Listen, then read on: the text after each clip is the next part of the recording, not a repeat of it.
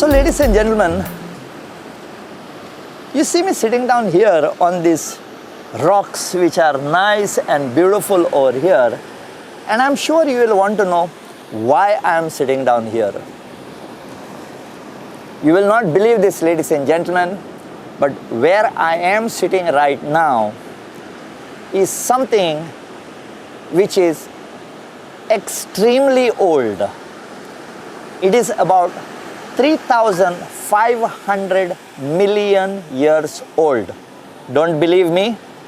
Please go to the Goa State Museum, see the panel over there which talks about stones on the Palolem beach. Right now we are on the Palolem beach down in South Goa, and these stones are called as troniumite gneiss. Sounds very complicated, but these rocks are the oldest rock on the Indian subcontinent. The secondary rocks are outside Goa. Goa is privileged with only two places, Palolem beach and Anmod, where you can see this. What is so important about these rocks? 3,500 million years ago, when the earth was in its formative stage, it was throwing out a hot molten lava, which over a period of time froze and it became into stones.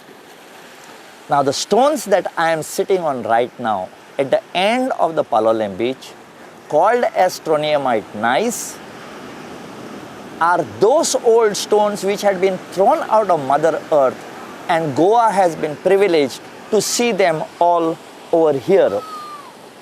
If you want to see the other part, you'll have to go to Anmod. But Palolem is an amazing place. You can come and enjoy yourself over here. You can go and stay in the shacks over here. You can go kayaking out here, and they have got some amazing tours. Please come over here, because it is left up to us to recognize these stones as some part of a very ancient heritage of Goa. We can't replicate this. It's right at the end of this seashore, and the waves action is making them to break. Please come and see this, and these are called as troniumite gneiss, and the oldest stones in the Indian subcontinent, formed during the formation of the earth. More information, please see the panel in Goa State Museum.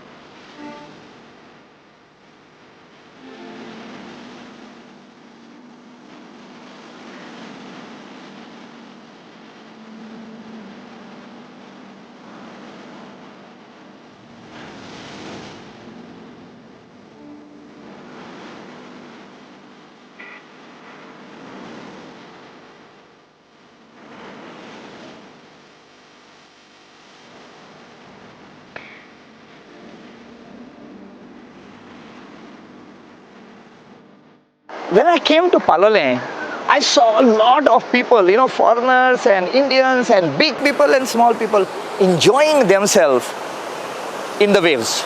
But I also saw that there were people who went out with boats. So what we did was, we caught hold of Mr. Rajesh Kankonkar from Palolem, and let us find out from Rajesh what they offer when you come here to Palole. Rajesh Bab, welcome to my program. Thank you. Rajesh Bab, tell me one thing. What are the facilities that you all give here to people, who come, like boats, or what do you give? Okay, for example, we have boats now. Yes. We take the customers from here. Okay. Then we straightway go to see the dolphins. Very- Doesn't matter where the dolphins are. Okay. We go, either it was in Talpona, we go to Agonda, Okola, Blue Lagoon, we don't mind. These are all the names of the beach. Yeah, if we promise people, we go, we show them dolphin and then take to the butterfly beach and Okay. give them another half an hour over there. Okay. And how many people do you accommodate in these boats? Yeah, our boat is legally 10 people. 10 people. 10 people, 8 people, doesn't Okay. matter. Now this became the group tours that are going to see the dolphins. Right. What are the other things that you all give? I saw some people with some kayaks. Well, there's also what kind of sports, water sports. Okay. So some people have kayaks over here. They rent kayaks per Okay. hour. Okay. Yeah. So they can go kayaking also here. Yeah, they're going kayaking, they take soup and then they can paddle boats. Paddle boats also. Paddle are boats there. also. Okay. Now, like I have seen in Kolwa, I have seen in Kalangut, Right. where you have got all this big parasailing and everything. Right. I don't see it here. Is there a particular reason? Yes, because the fishermen, they have objected here. Okay. And this beach is mostly the people like to swim over here. Okay. And if they put the water sports over here, so Okay. people don't feel comfortable They to don't feel- swim now.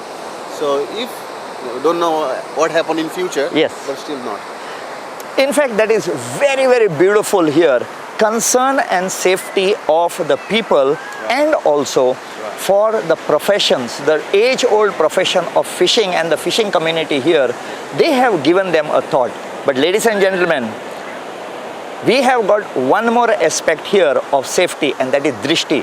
So you can come here, this is a very safe beach, and you can go for a swim. Don't go for a swim on a full stomach and if you have had alcohol, please, because these are two big enemies of the sea. So let us say thanks to Rajesh Bab Thank for you very his. much. Thank you very much. Would you like to invite my people to come here? Yeah, please come. So if you want to come and enjoy our beach, please welcome. Maybe I may give him a good ride to see dolphin, butterfly beach, honeymoon island, monkey island, eagles, snakes, everything is there.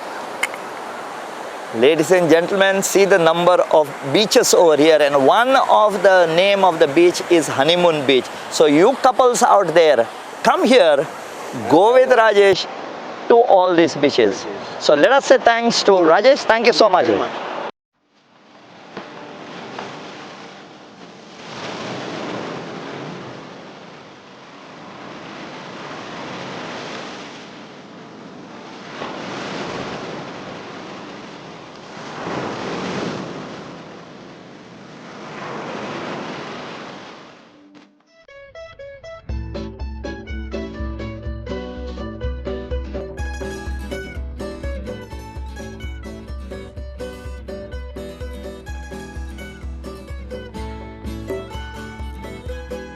Ladies and gentlemen, we have shown to you the 3,500 million year old stones of Palole, the troniumite gneiss. We have now travelled to the north of Goa in the forest of Sattari at a place called as Bironde. This place of Bironde is about 5 to 6 kilometers from the Vaipai junction. I am standing on the Bironde bridge, and below me is flowing the Madai river, and on this Madai river we are going to see a treasure of a heritage of Goa which is dated to 65 million years ago. Ladies and gentlemen, we are now going to visit the forest of Khotade in Sattari Taluka, which is famous for the fossilized forest, 8 square kilometers of land which has got the first evidence of life on Goan soil. So let's not waste time, see the Madai, let's follow the Madai and we will see the stones.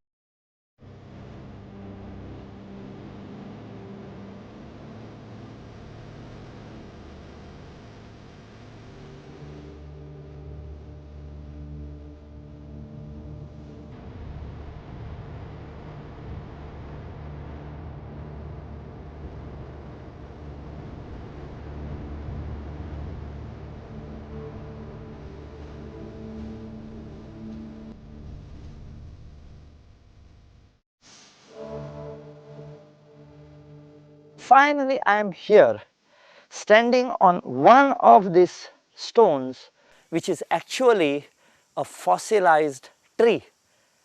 This is dated back to 65 million years ago. Now there was this German archaeologist who presented a paper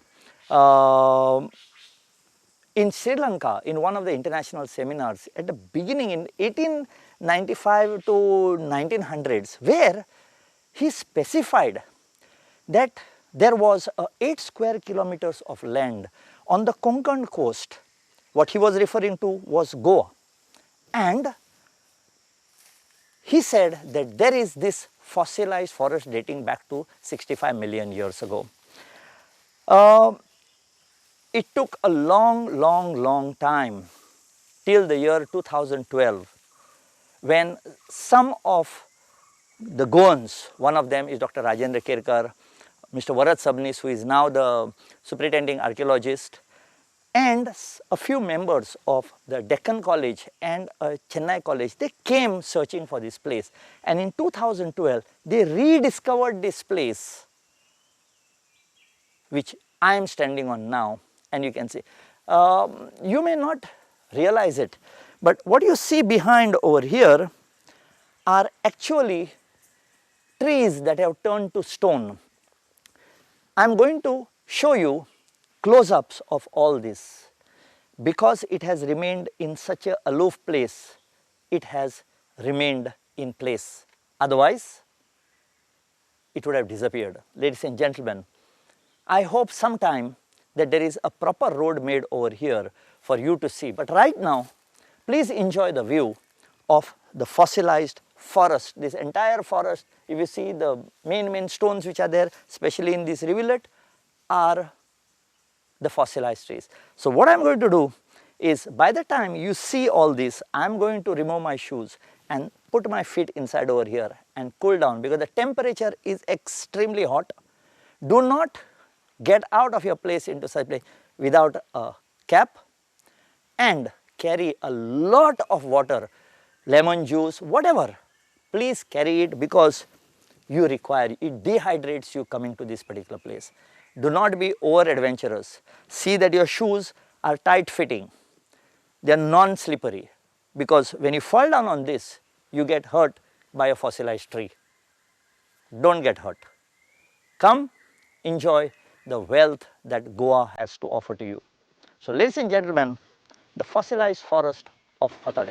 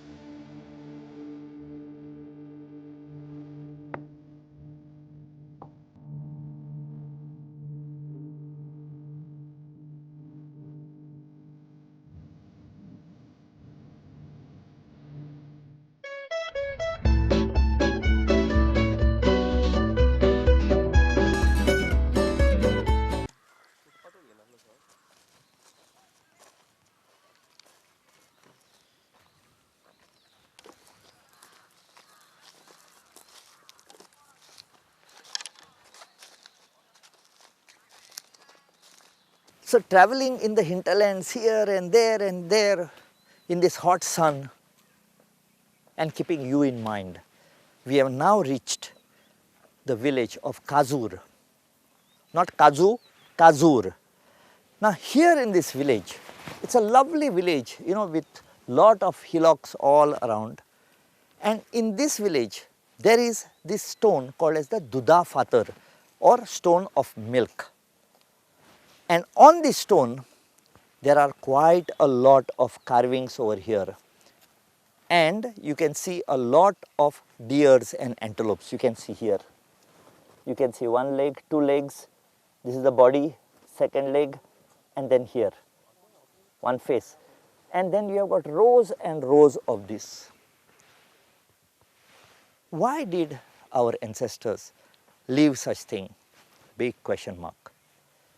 But when I came here about 10 to 12 years back, this stone had fallen off and it had just a slight crack. But today when I come over here, we find that that crack has become big. It is getting damaged. It is getting spoiled. So before this thing disappears, please come and see the DUDHA FATOR or the stone of milk in the village of Khazur. Amazing heritage we have. In Goa, it is shouting for Goans to come and see it. This call goes out to you.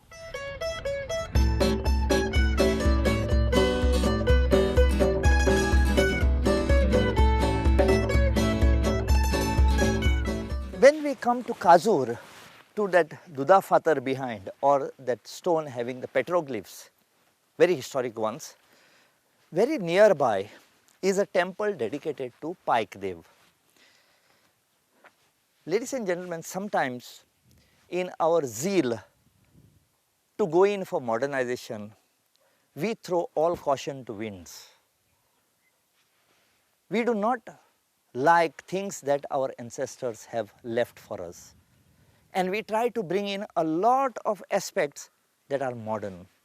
And this is a very typical case over here, because when I came here 8 to 10 years ago, this particular Paik Dev temple was a small shrine with a horse riding deity.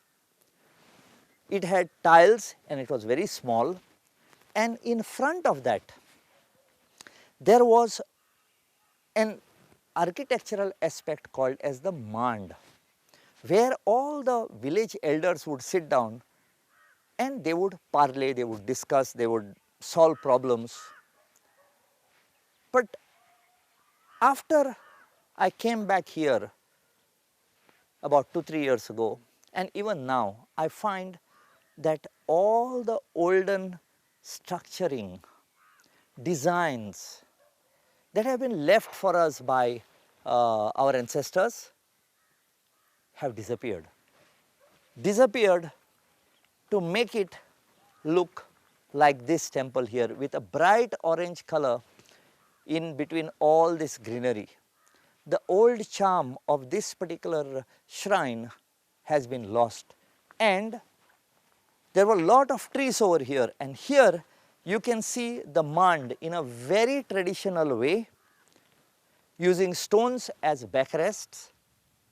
Possibly the center stone had the main intelligent person of the Budwant, and every major decision of the villages or the tribes was taken over here. But today what was covered with trees has got a metal covering. The sides have been done up with laterite. Let us retain the old culture of this land. It is not that we do not want development, but My Goem wishes that that identity which our ancestors gave to us many centuries ago, irrespective of where we stand today, what faiths we follow today, I think we got to retain that. We cannot have such type of thing. But what a mand is something that you should come and see, and this is what the mand looks like. Round with a sitting. Discussions and solutions of the village or the tribal problem by the village elders. This is the mand.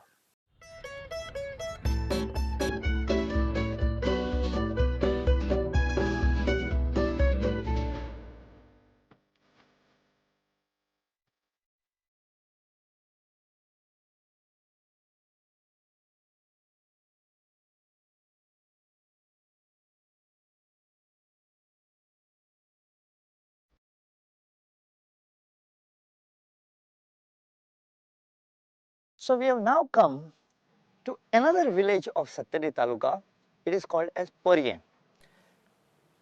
On the main road which goes to the Chorla Ghat, there is a nice temple over here dedicated to Sri Bhumika. And when you go down slightly, on your left hand side, you see an open space and a ruin. These ruins are of the Sateri deity over here. Inside there are many idols over here. I will show you those idols also and you will be able to see them. Quite a lot of them, beautiful carvings, some are kept outside, some are taken, are kept inside. But what is very, very important, ladies and gentlemen, is this stone that you see behind me. This is called as the UBHO or the standing stone. I had come here a few years earlier. That time this tree was huge and it was sheltering this stone. But now, sadly, the tree has collapsed and this stone is open to the vagaries of nature. This stone is dated to approximately about 2nd century AD and it is about 3.5 feet high, it's about 6 to 6.5 inches wide and about 3 inches thick, and it has got carved on it the oldest script found in Goa, the Brahmi script. And as per what the archaeologists and the historians have told us, have recorded, the top part of those words have disappeared or broken down. But what can be read, it says Netravarisha. It is not a complete statement, but something must have been written over here. And this stone is very, very old, just about 50 meters away from the road. Come and see it.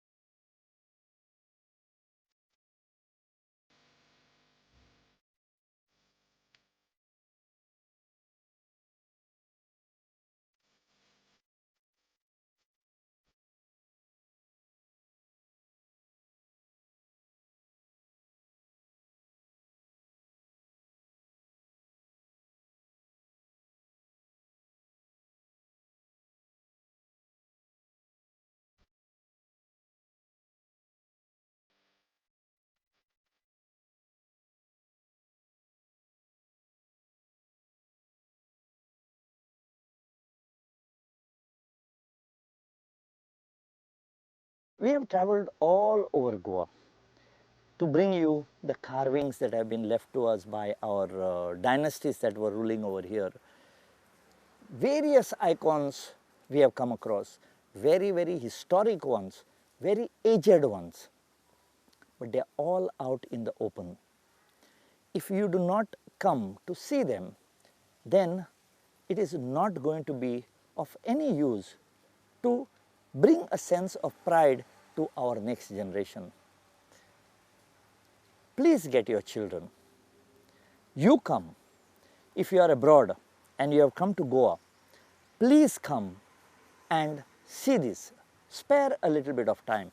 If you feel that you are a Goan, a Goenkar, take pride in what is Goa, irrespective of which dynasty, from where they have come and who has built it. We have the wonderful churches, the architecture in the World Heritage Site, also all over Goa. But there are many, many temples which are having a wonderful history. Let us not fall prey to anybody. For us, what should be the prime importance is Goa. Let us all get together and save the heritage over here. And if you have any heritage anywhere, something that is important, something that you feel should be told to the people, please write to us on the email that you see over here. Because if you tell us, yes, and please do tell us whether you like the program, you don't like the program, you want some changes, you want to suggest changes, please do, because we are here to bring to you the beauty that is Goa. And with that, this episode of carvings and stones and all, this is My Goem, me and my cameraman signing off.